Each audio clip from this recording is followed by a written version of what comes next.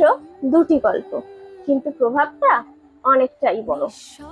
একই বইয়ের মধ্যে ইতিহাস, রহস্য আর ভৌতিক আতঙ্ক কেমন হতে পারে, চলুন দেখে নেওয়া যাক। নমস্কার, আমি সায়নী। আমি সায়ন। বিয়ন্ড দ্য পেজের আরেকটি নতুন ভিডিওয় আপনাকে স্বাগত। হরর গল্প পড়তে ভালোবাসেন? তাহলে আজকের বইটা আপনাদের জন্য হবে একদম পারফেক্ট। অভিক সরকারের খোড়া ভৈরবীর মাঠ আসলে দুটি অসাধারণ গল্পের সংকলন, যা একটি কালিয়ামাসান, অপরটি খোড়া ভৈরবীর মাঠ। প্রথম গল্প কালিয়ামাসান আমাদের নিয়ে যায় ঐতিহাসিক সাঁওতাল বিদ্রোহের প্রেক্ষাপটে। ইতিহাস, জাদুবিদ্যা, প্রতিশোধ এবং বন্ধুত্বের খুব সুন্দর একটা মিশেল আছে এই গল্পে।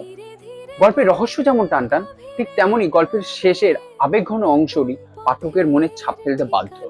আর দ্বিতীয় গল্প খোড়া ভৈরবীর মাঠ নামের মতনই রহস্যময় এবং ভয়ঙ্কর।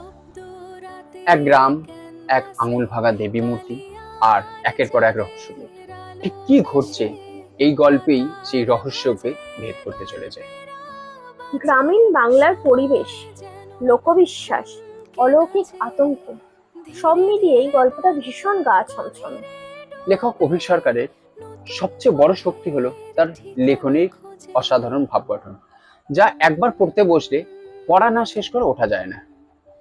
আপনি যদি রহস্য, হরর এবং অলৌকিক গল্পের ভক্ত হন, তাহলে অভিক সরকারের খোড়া ভৈরবীর মাঠ অবশ্যই আপনার রিডিং লিস্টে রাখবেন।